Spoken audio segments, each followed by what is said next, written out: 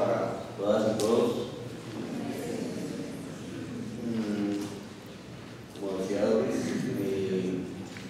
hago parte del equipo de salud y seguridad social de la Central Unitaria de Trabajadores. En este evento de conmemoración del Día de la Salud y la Seguridad en el Trabajo, pues quiero comenzar a hacer un reconocimiento a todas aquellas personas que han dado y dedicado su vida a esta causa a nivel nacional y mundial.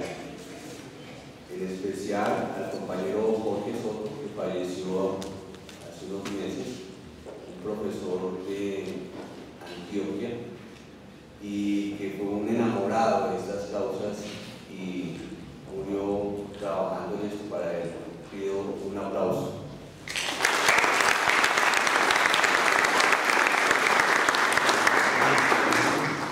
El tema que vamos a desarrollar entonces es que tiene que ver hoy la ley estatutaria, en donde se declara la salud como un derecho fundamental e irrenunciable, y pues la salud y la seguridad que tienen que tener los trabajadores, el músculo que produce en el país. Entonces yo voy a tratar de en 3 momentos de hacer la presentación. La primera es cómo la sentencia C313 del año 2014 desarrolla el concepto de la salud como un derecho fundamental. Colombia va asimilando ese concepto y cómo vamos evolucionando jurídicamente en eso. Algunas reflexiones sobre la ley estatutaria, la 1751 del 2015. En un tercer momento, la situación hoy, si se puede decir así, del sistema de seguridad social y de salud en contravía de la ley estatutaria, y algunos desafíos que están para la discusión.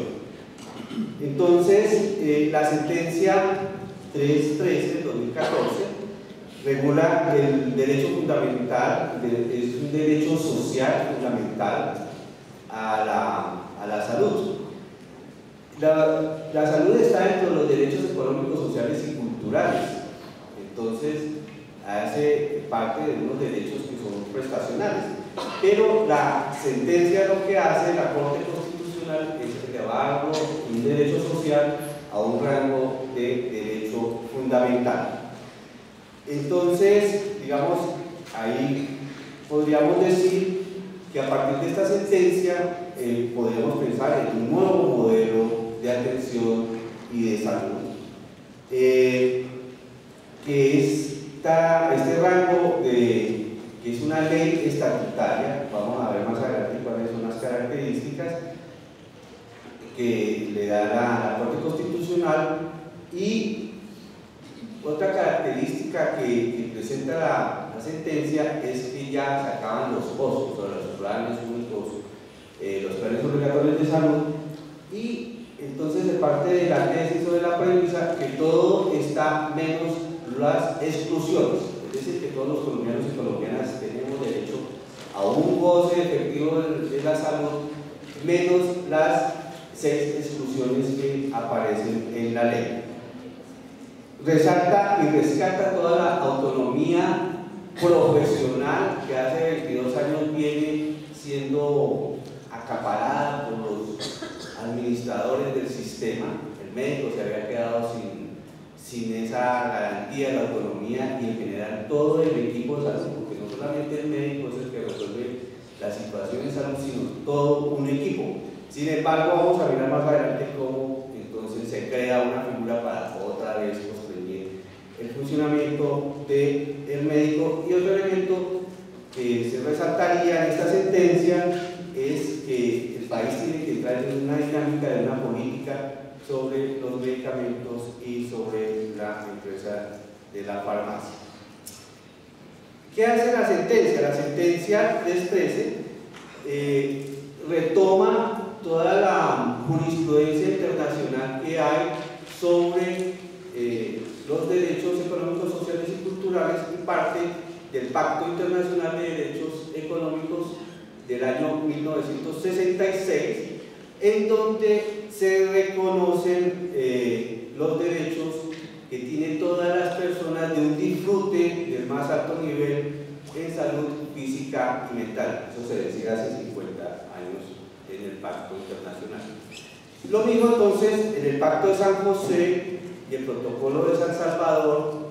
En el artículo 10 define que toda persona tiene derecho a la salud como un disfrute del nivel de bienestar físico, mental y social. Ya aparece otro elemento que es el social. Y exhorta a los estados a hacer efectivo el derecho a la salud como un bien público. La salud hay que concebirla y es concebida como un bien público, así en Colombia esos recursos públicos que todos aportamos estén administrados por particulares. La otra parte que es muy importante en la sentencia C313 es que desarrolla la observación general 14.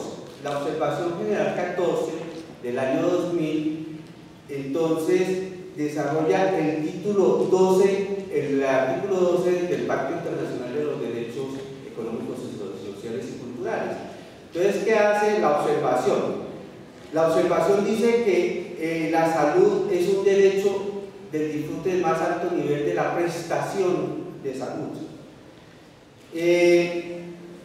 Que hay unas obligaciones del Estado para que esa prestación se dé, de respeto, de protección y de cumplimiento.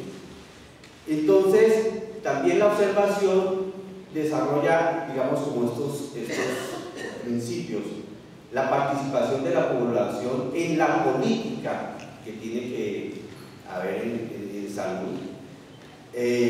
Recalca sobre unos factores biológicos que tienen influencia en la salud. Hace una especial atención en cómo deben de ser las condiciones del trabajo, en unas condiciones dignas y decentes, y por supuesto en unas condiciones sanas para evitar enfermedades, accidentes en el trabajo, y también habla de un medio ambiente sano. Entonces, la observación 14 no se limita solamente a la salud, sino que habla de unos elementos que son, digamos, interrelacionales con la salud, y habla entonces de los determinantes de la salud. Si usted no tiene una vivienda en condiciones decentes, ¿cierto? Con un piso, con una pintura, con unos techos, con unas ventanas, pues seguramente eso tiene que ver, se ve reflejado en las condiciones de la salud. Lo mismo la alimentación. Creo que la presentación anterior nos ayudaba en eso, a entender cuáles son los determinantes de la salud. El trabajo, la educación, como entre mayor educación pues habrá mejor calidad en la salud. El tema de la dignidad humana, ustedes saben que el centro de cualquier derecho fundamental, de cualquier derecho general, es el meollo, la almendra, es la dignidad humana. Entonces no tiene que haber sometimiento ni discriminación a torturas, el respeto a la vida privada, la igualdad, el derecho a la vida, la libertad de asociación y de circulación. En la observación 14 hay un tema específico en donde se dice que se habla sobre la higiene y el ambiente para los trabajadores que deben de tener las industrias, y que se debe hacer una adopción de medidas preventivas en lo que respecta a los accidentes laborales y enfermedades de los profesionales. También en ese artículo 15 desarrolla todo lo que tiene que ver con el manejo de las sustancias que se producen en las industrias, como sustancias nocivas, radiaciones, sustancias químicas que perjudican a las poblaciones o al medio ambiente. Digamos que, por último, entonces, exhorta a todos los Estados miembros la observación general 14 a que se haga una formulación periódicamente de la revisión de una política nacional con el ánimo de revisar en qué van los riesgos de accidente laboral, las enfermedades profesionales y, por supuesto, esa política nacional tiene que ver con el empleo y los servicios de salud.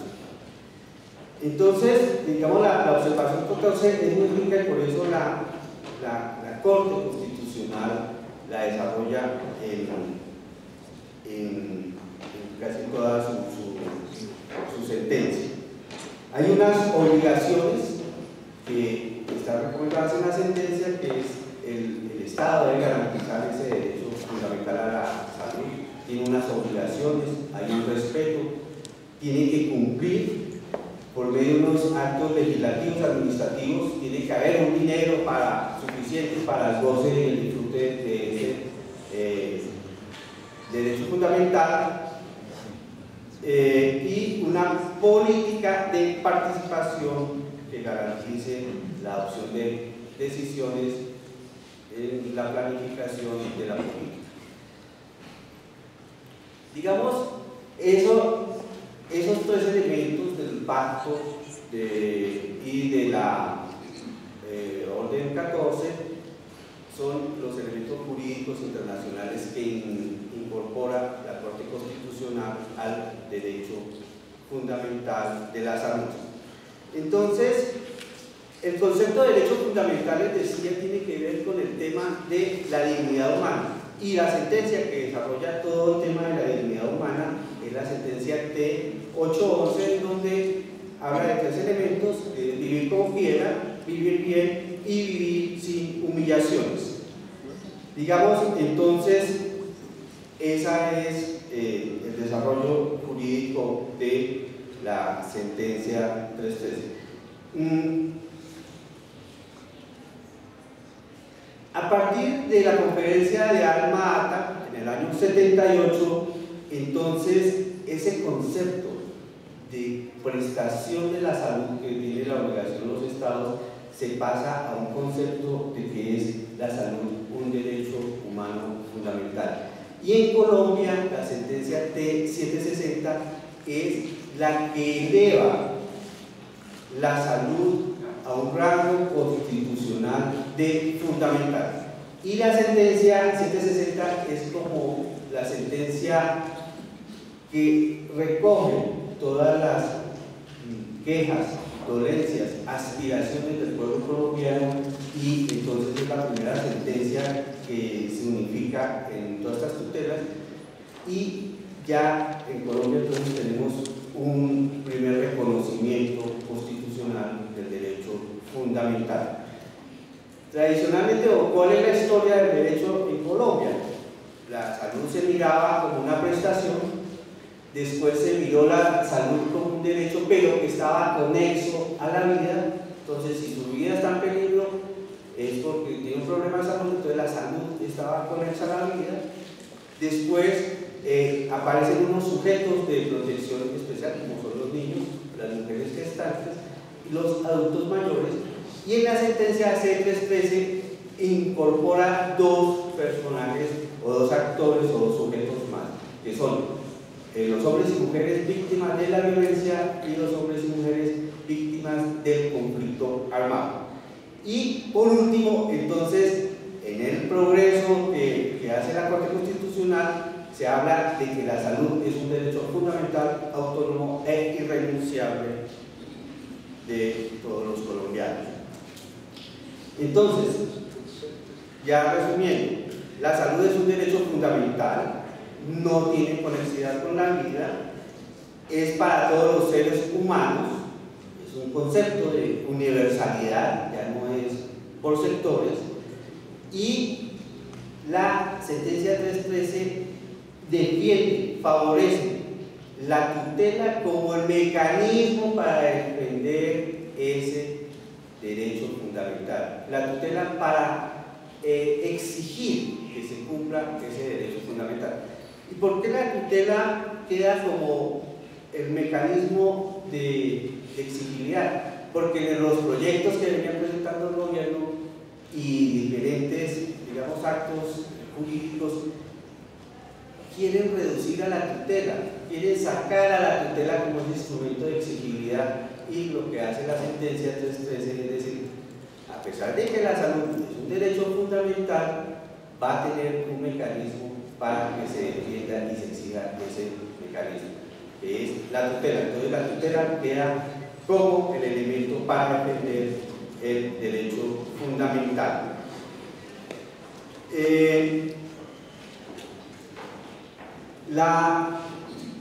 Voy a resaltar algunos puntos de la sentencia, como el artículo 8, la integralidad de los servicios en tecnologías, que debe ser suministrado a tiempo y de manera concreta para prevenir la vida o curar las enfermedades. La sentencia es muy rica en cómo los cuidados paliativos también son un derecho fundamental porque tiene que ver con la dignidad humana. Entonces, los pacientes que ya están en una fase paliativa deben de ser de una protección especial. No se requiere la existencia de un plan obligatorio de salud.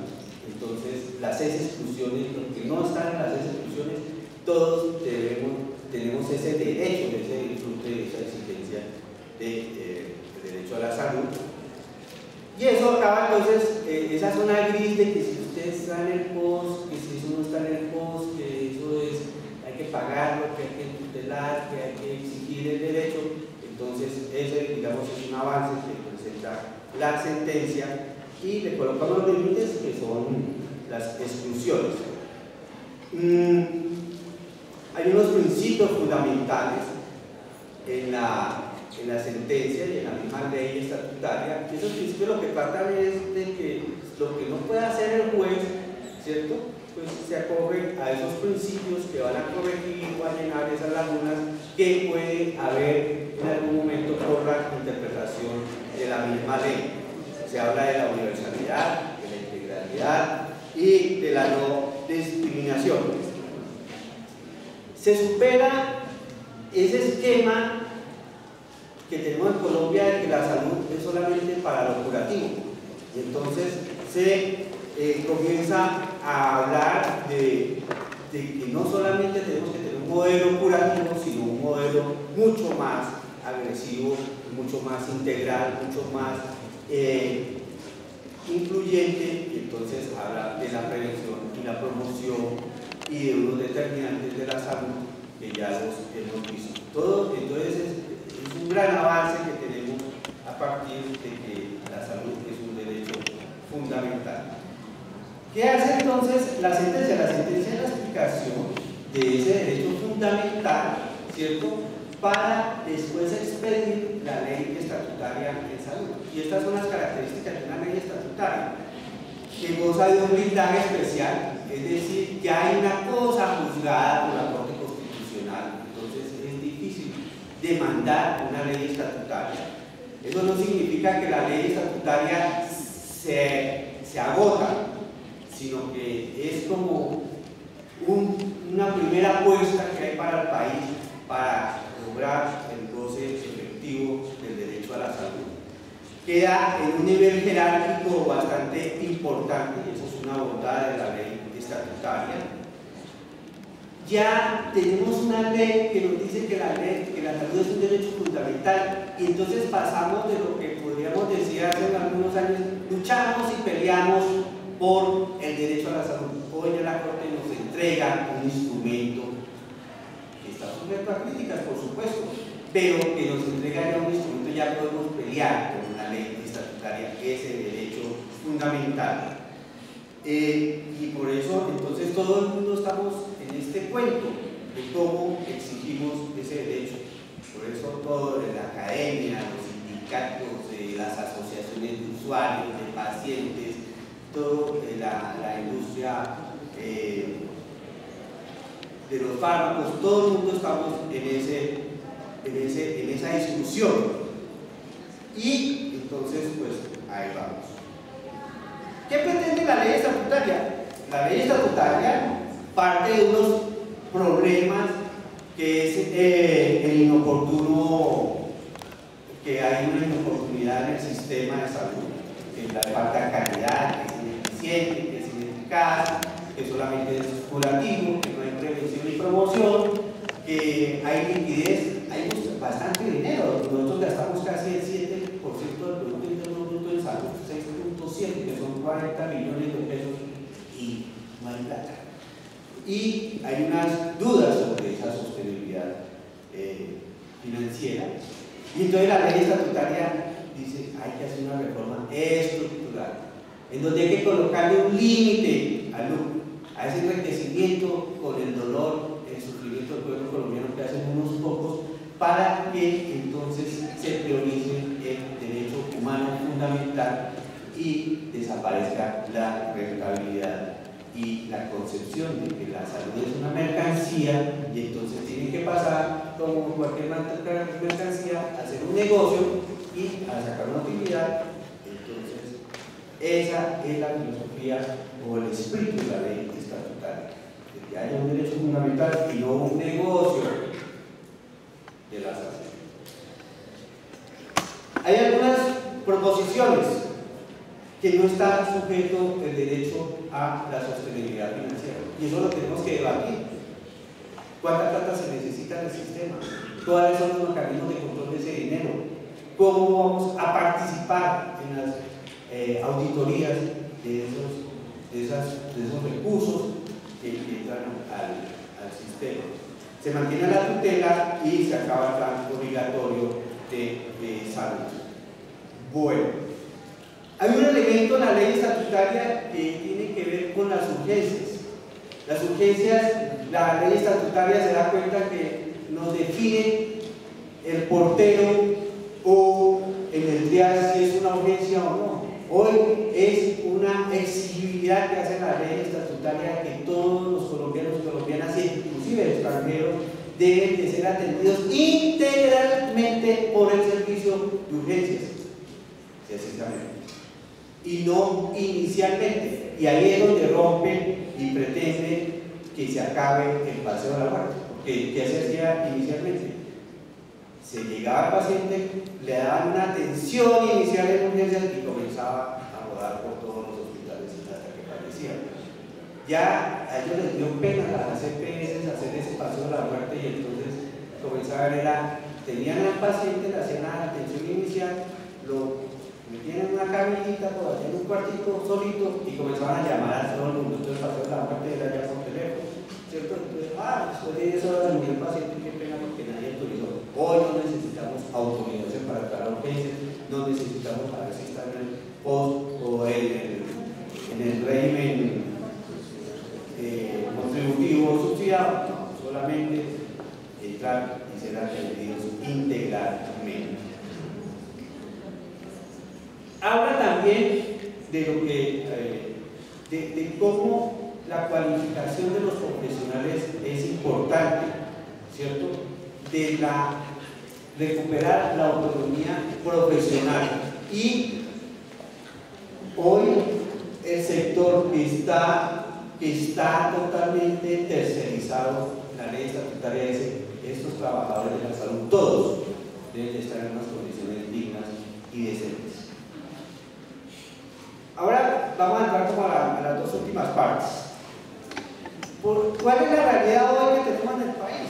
En el país tenemos una realidad que va en contravía de lo que pretende la ley estatutaria de salud. Entonces, tenemos un Plan Nacional de Desarrollo que va en contravía de ese goce y del derecho fundamental a la salud. No me voy a tener en los puntos, pero ahí está. Entonces es simplemente darle mucho más fuerza a las EPS. No se ve la salud en el Plan Nacional de Desarrollo como un derecho fundamental, y aparece entonces es una política de atención integral en salud que se llama país, y adentro de esa política aparecen unos modelos que se llaman MIAS, como modelo de atención, que van en contra de la ley estatutaria. El Ministerio viene expidiendo múltiples decretos y resoluciones a nombre de la ley estatutaria y haciéndola decir lo que no pretende la ley estatutaria.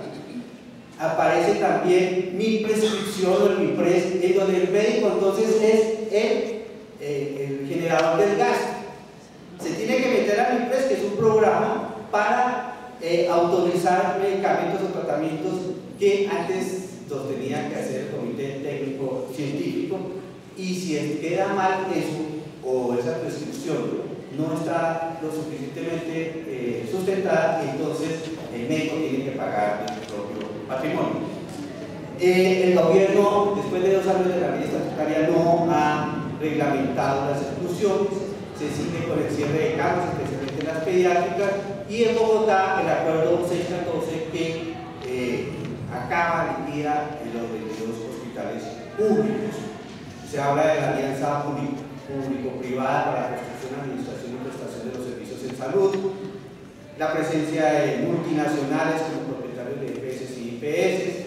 Está la discusión hoy de los que tienen el mayor número de afiliados de Café Salud y Salud.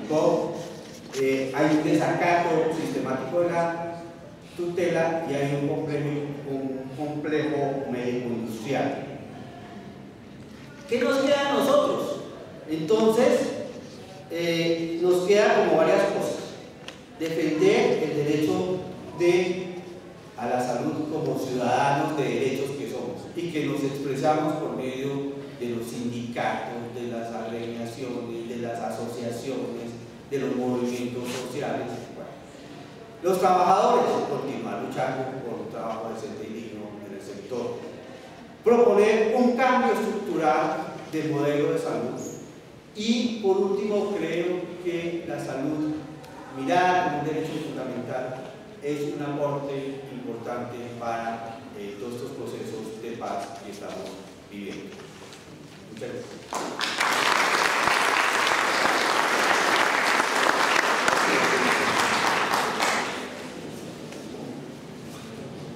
Bueno, mi hermano, muchas gracias.